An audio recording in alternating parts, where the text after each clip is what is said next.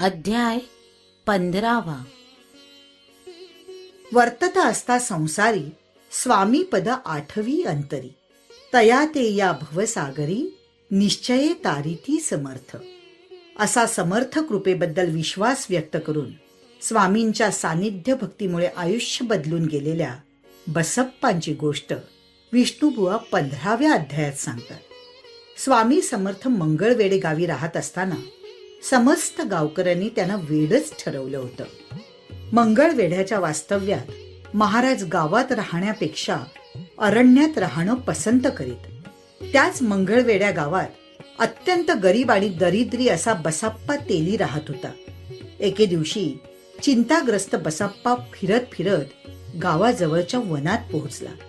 तिथं काट्यांच्या शय्येवर झोपलेल्या स्वामींना त्याने पाहिलं आणि त्यांच्यातील ईश्वरी अंशाची जाणीव होऊन बसाप्पानं महाराजांच्या चरणावर माथा टेकला. तेव्हापासून बसाप्पा तेली स्वामींची भक्ती करू लागला. ते जिकडे जातील तिथं त्यांच्याबरोबर जाऊ लागला. काम धंदा सोडून स्वामी समर्थांच्या नादी लागलेल्या बसाप्पाचीही गावकऱ्यांनी वेड्यात गणना केली. बसाप्पाची पत्नीही त्याला अधवा तधवा बोलू लागली. लोकांची आणि घरच्यांची बोचरी टीका सहन करूनही बसाप्पा तेली स्वामींची सेवा करीतच होता. एके दिवशी अरण्यात बसाप्पा समर्थांची सेवा करत असताना रात्र झाली. 2 प्रहरी रात्र उलटल्यानंतर स्वामी काट्यांच्या शय्येवरून उठून चालू लागले.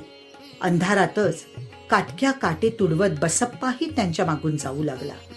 दाट काळोखात अचानक एक चमत्कार झाला.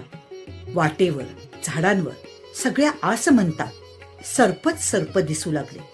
सर्पांच्या त्या विकराळ दर्शनानं बसाप्पा भयभीत झाला.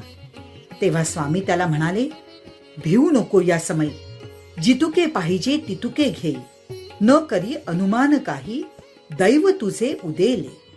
स्वामींच्या आज्ञेनुसार बसाप्पाने अंगावरील वस्त्रात जमतील तितके सर्प गुंडाळून घेतले.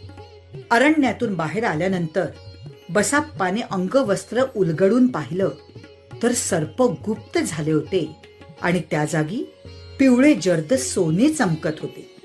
भाऊक झालेल्या बसाप्पाच्या नयनी आनंदाश्रू तरळले. त्यानं घरी जाऊन पत्नीला सगळा वृत्तांत कथन केला. तेव्हा तीही सुखावली. समर्थ कृपेची महती सांगताना विष्णुबुवा लिहिता, कृपा होता समर्थांची, वार्ता न उरे दैन्याची. या विषयी ही बसाप्पाची गोष्ट साक्ष देत असे.